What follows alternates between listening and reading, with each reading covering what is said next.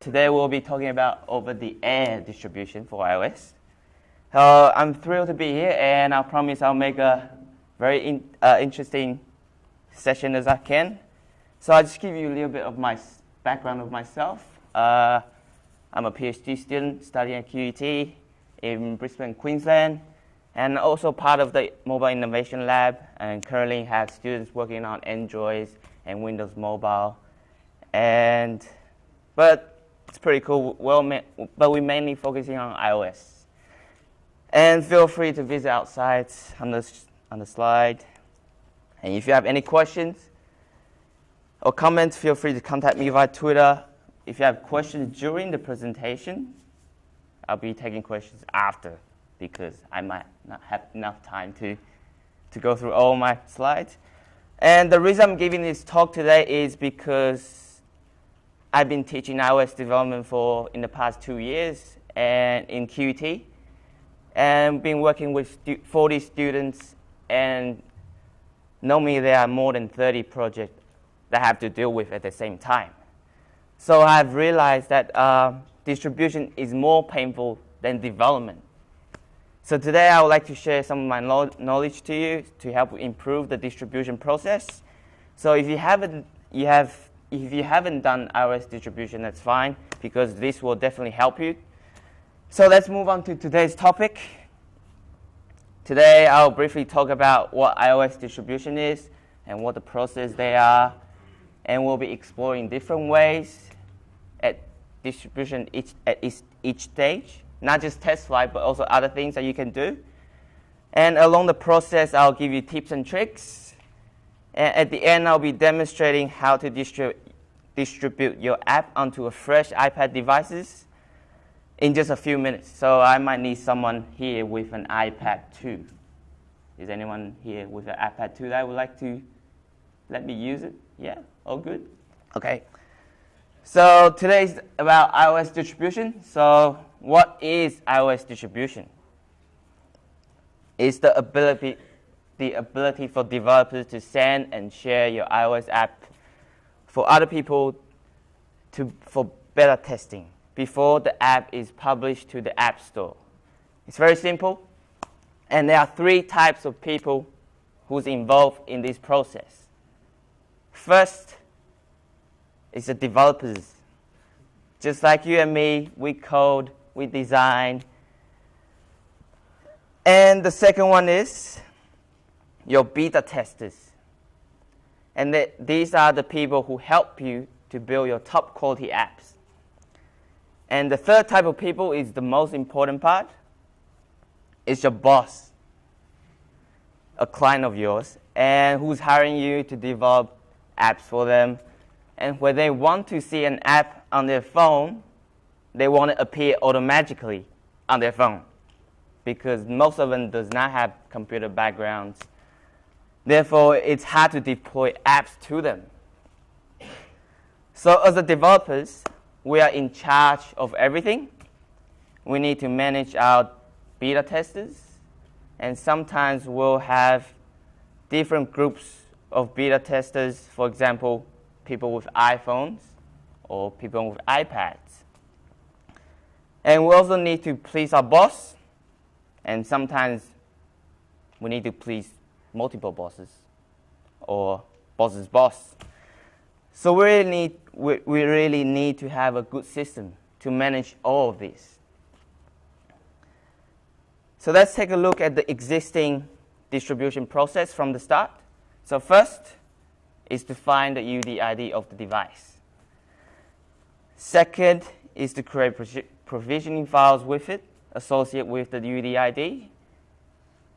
Third, once the provisioning file is created, we need to generate your application file. And fourth, you need to grab the files and zip it and send it to others. And 5 is to provide them with a list of instructions to install on their device. So these are the 5 main stages of distribution process. If you have went through all these 5, you will know this is the most painful steps ever. And it's frustrating for both me and also the users as well. So my job here today is to ease the pain and to make this distribution process as easy, as fast as I can. So let's start from the beginning. The first is finding the UDID for your iOS devices. If you don't know what UDID is, it's a unique device identification. And it's a 40-character string. And there are two scenarios in this process.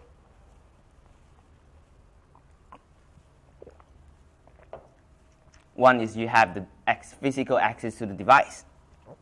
So your job becomes much easier if you have the physical access to the device, because you have the device, then you have the tools you need, and you know what to do with it. And you can get it really fast. And the easiest and the fastest way I found is using Xcode's organizer. Just plug it into your MacBook, copy the code, and unplug it. It's really fast. So that's the first scenario. And the other one is you don't have access to the physical device. And if you don't, that becomes a problem, because the person may or may not know how to get their UDID from their phone. And the person is most likely to be your boss. And the typical instruction is tell them to connect the phone to your iTunes, navigate to the iPhone session under the Summary tab, click on the serial number label, then your UDID will appear. Then you tell them to press Command-C or Control-C if you're on Windows, paste in the email, and send it to me. And then sometimes they don't follow your instructions. They send me a picture instead. This could be really annoying because I had to manually type the entire 40-character strings. If I mistype a characters, I will be wasting a device space in my developer account, as you all know. So these are the most common scenarios for getting UDIDs. But what happens if I don't have a computer? I'm traveling overseas, my boss said. And there's no way you can find your UDID without connecting to a computer. Tip number one, there's an app for that. Not many people know there's an actual app for getting the UDID on their phone. So if you search UDID on the App Store, you'll see there are tons of them. And I picked the one that is most suitable. It's called UDID Tool. It's a very simple app. It does the job right. You open the app, and there's two buttons. You can just click send by email, and that's it. Done, it's sent to me. And there's another option too, which is from TestFlight. So if you sign up with TestFlight, you can easily find out what device and the person is using by inviting them to your team. All you need to do is send them an invite to their email address, and of course the user needs to go through the process of signing up the TestFlights, installing the TestFlight profile on their phone to get the device information. But for some people, they don't like signing up because it's just too troublesome. So these are the two ways you can get the UDID without having a device with you. So that's the first step. So that was the first step of distribution. So moving on to next is provisioning. When you want to run your application on a real device, you'll need to have a provisioning profile for the device that you're using. And there are two types of provisioning file, okay? So one is development provisioning, which is for debugging only, debugging purposes. And another one is called the distribution provisioning, and such as ad hoc distribution, app store submission distribution, or enterprise distribution. Normally, you'll need to create both of these. If you have done that, normally you need to create both of these for each of the app that you're doing. And it's annoying for developers like us, because if we have multiple projects, that means we need to create multiple of these provision files. And on the note, not all the iOS developer programs support distribution. Let's take a look at the table from Apple. So this table explains the differences between the different developer programs for iOS. So we have a university program, which is free, standard program, and enterprise program. If you look closely, not all the programs support ad hoc distribution, only for those who paid. So that means if we have a university account, we can't do distribution? No. Tip number 2, development provision is all you need. In fact, you only need to deal with one provisioning file, which is development, until you are ready to publish your app. You'll ask, what? This is ridiculous. I've been doing distribution provision for a while. That can't be done. Don't worry. Really, development provision is all you need. I'll show you later how it works in the demo. Let's move on to the next step.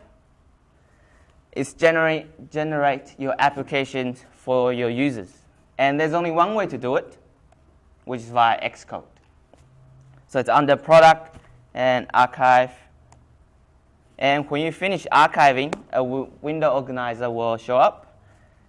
And normally you click Share to continue building your IPA files.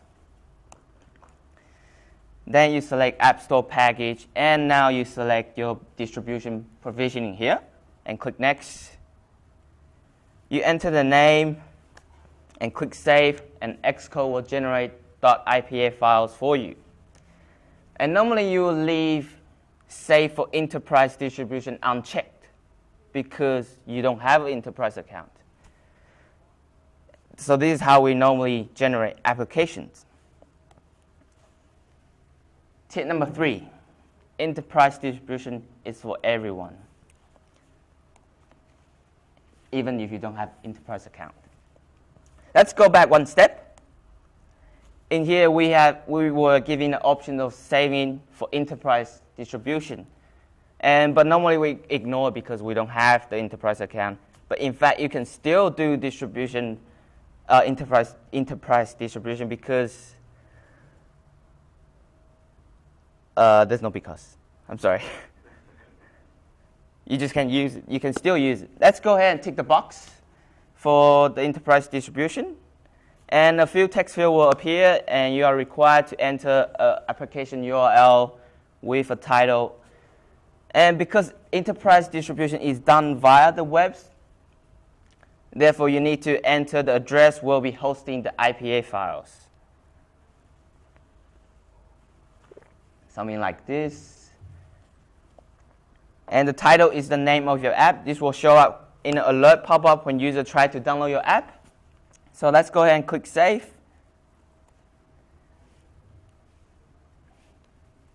Then your desktop will have 2 files created. And normally you only have one .ipa file. But with enterprise distribution, you will have an extra plist. But why do we need the extra plist? So this leads to the next process, which is delivery. Now we have the files we need on the desktop, and now we are ready to deliver to the user. For the user to download the app onto their phone. In this session, I'm going to cover delivery and installation process together, because these two processes work together back to back. So let's go ahead and show you the official instructions to delivering and installing the app. Anybody recognize this? Yeah? This is the official WWDC app from Apple in 2010. And the app was not distributed via the App Store like this year. Yeah. So how did we get the app onto our phone? Here's the instructions. Apple hosted their app on their server for us to download. And once we have downloaded the app, we need to drag it to iTunes and sync the app via iTunes. But there's a problem. What if we don't have a computer? We can't use it? So there are two solutions, and these two solutions do not require a computer. It's all done via the air. The first is TestFlight. They provide great service for tracking users. And the second one is you create your own web distribution, like enterprise distribution, and you can host it securely on a web server of your own. Before we go into details, tip number 4. TestFlight gives you long-lasting love. I'll explain why. So TestFlight allows you to have group selections. If you can group your beta testers. For example, if I create an app for university, I want students to test it, so I have a group of students who have different devices and stuff. If I have another app for marking, I want academic to test it. So I can have different groups, so I can have distribute to different groups based on what app I'm doing. Second is build notification. Once you upload a build to TestFlight, TestFlight will automatically send email to your beta testers about the new version and what's in the new version. You don't really have to send emails to each individual yourself, so that's pretty good. The third one is all-in-one. You'll be able to download the apps that is associated with your TestFlight account all in one place. Let's give you a screenshot of what it looks like. So if I go to testflightapp.com, this is what it looks like on my phone. It shows me all the apps I can download associated with my TestFlight account. If you click one of them, you can install it from there. So that was all in one. It's pretty easy. And it's also easy to keep track. TestFlight keeps track of your beta testers' status. For example, what device they are using, what version they are running, and what are their status of their current build. Let's give you an example what it looks like. This is what it looks like if you send me a new build. Send a new build to your beta testers. So if you look closely on Tony Wang, you'll see he's currently running iOS 5 and has already installed the app onto their phone. So that's pretty handy. If you check out Jimmy's status, he just clicked the link. That means he's probably downloading the app right now onto his phone. Or he clicked cancel. So that was TestFlight keeping track of your beta testers. So next is extra features. TestFlight recently released SDKs, their own SDKs, provide extra features such as checkpoints, crash log, and you can also do an in-app update. So if people can just go to your app and an alert will show up saying, hey, you have a new build now, go ahead and download it. And there's also in-app feedback. You can send feedback straight away from your phone. So that's pretty good. But you have to implement with their SDKs. And they also keeps a record of all the builds history. So that was the first delivery method. So I have to say TestFlight has done a great job here. So let's take a look at the second one, DIY web distribution.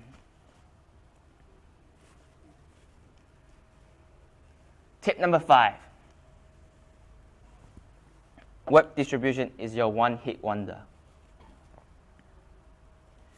Web distribution is mainly for enterprise account, for in-house distribution only. But even though we don't have enterprise account, we can still use it with university account or standard developer account. So all you need to do is create a web page with a couple of links. So you're good to go. So what are the features for web distribution? It's highly secured.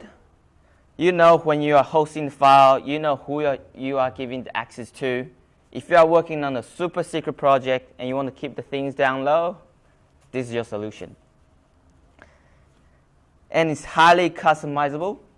Web distribution is pretty much done via the web, so you can add anything, add any information to the web page, anything such as web versions, last update, anything you want. Let me show you how it works. So these are the two links inside the web page. First one is to download your provisioning files, and the second one is to install your app. So all you need to do is replace those blue links, then you are good to go. Very simple. The plist links to your app. Okay. So remember, we have two files created on our desktop. Now we need to grab your development provisioning and put all three together and upload to a web server. This is what your web page looks like on the phone. Very simple with two links. If you want to put in more effort, you can also add an app icon, app name, last update or version things. So that was customizable. And the third one is super easy to share to a new users. Let's say you have one amazing app and ready for a sales pitch.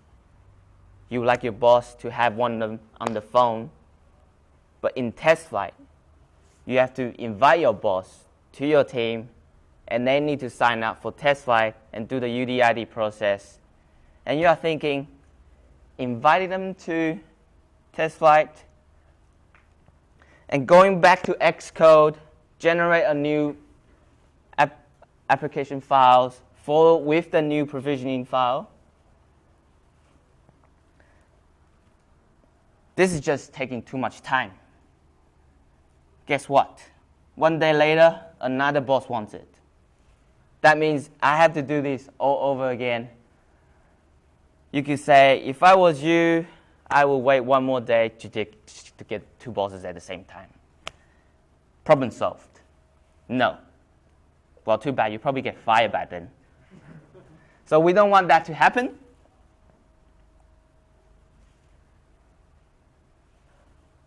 So for web distribution, it's super easy and super fast to add a new user. All you need to do is update the provisioning file and upload to your web server, and you are good to go. 2-minute job. Let me show you how it works. So all you need is get the update version of your mobile provisioning file and upload to your web server. That's it. So now your two bosses will be able to download your app from their phone, and they'll be happy with your work. You'll probably get a pay rise too. So these are the two ways you can deliver your app to your users. And say no more to syncing with computers, and we are doing it all over the air. As you can see, test flight and DIY distribution, they have their own advantage. And based on analysis,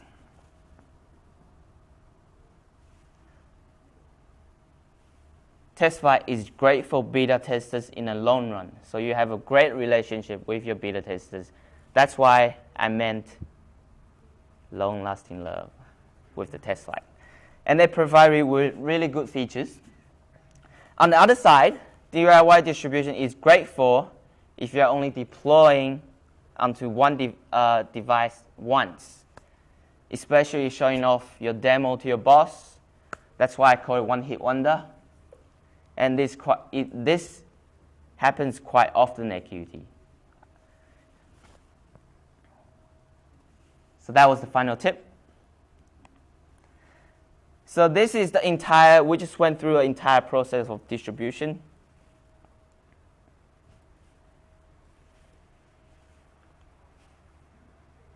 So what I'm going to do is show you how it's actually done over the air. So we need an iPad 2. Anyone want to volunteer? Yeah? Yes, but that was for backup.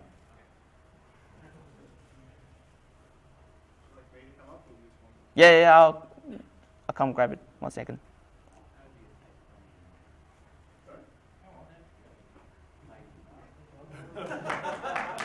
No, that's all good. It's all good. Thank you.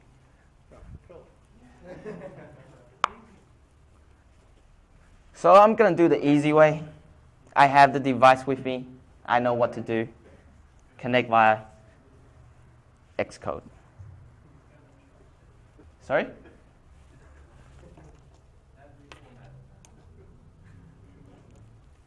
Restore.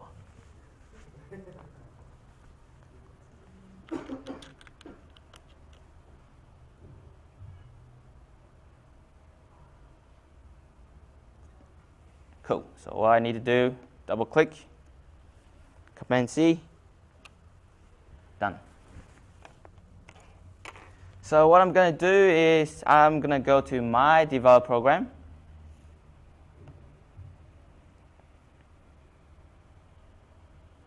Just a sec, my computer's burning hot, 90 degrees. Cool. So now I have this. This is Queensland University of Technology under Information System Disciplines University account. As you can see, let me add one device first.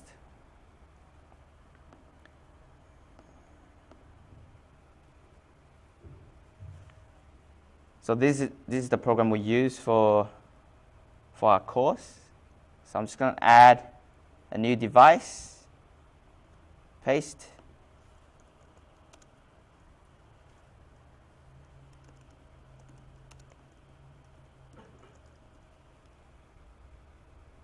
Submit. So now I've added the device. Now I need to update my development profile. As you can see, I do not have a distribution profile. Okay, so I'm going to show you how it works with only development. So I'm just going to go ahead and edit this provision file. And Devil demo, submit.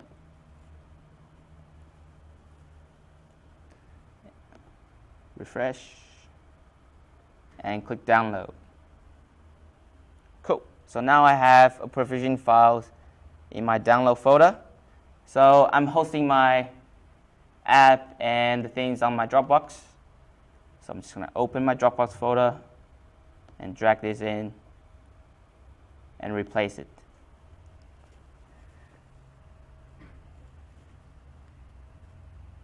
Just going to wait for Dropbox to finish loading. Oh, good. So now I'm going to switch to iPad mirroring. So this is a freshly built, this is fresh iPad. I never touch it. The boss has it. And so what I'm going to do, I'm going to go to my website. Sorry. Just going to add a new one. And go to j.mp. What's happening?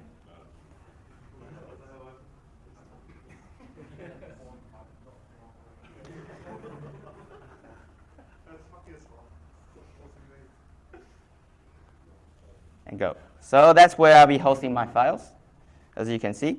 So now all I need to do is click the first link, open, and you'll prompt me to install a provision profile. And this is a development profile, just so you know. Install, done. So let's go back to Safari.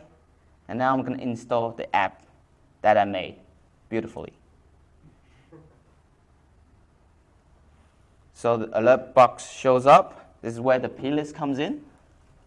And click install. As you can see, now it's all done. So the boss will have a new app on his phone after 2 minutes. Very simple. Just to show you. Yeah, it's what we have. Doesn't matter. So yeah, so that's how it actually works.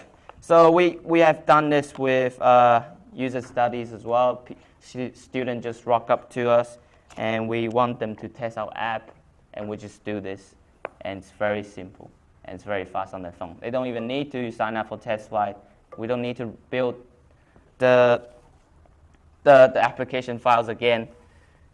And you only need to deal with one provision profile. Cool, so that was the demo. And if you have any questions, please contact me via Twitter. And I want to thanks to AUC.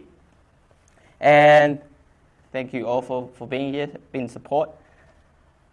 And if you have any questions, you can contact me via Twitter or my emails.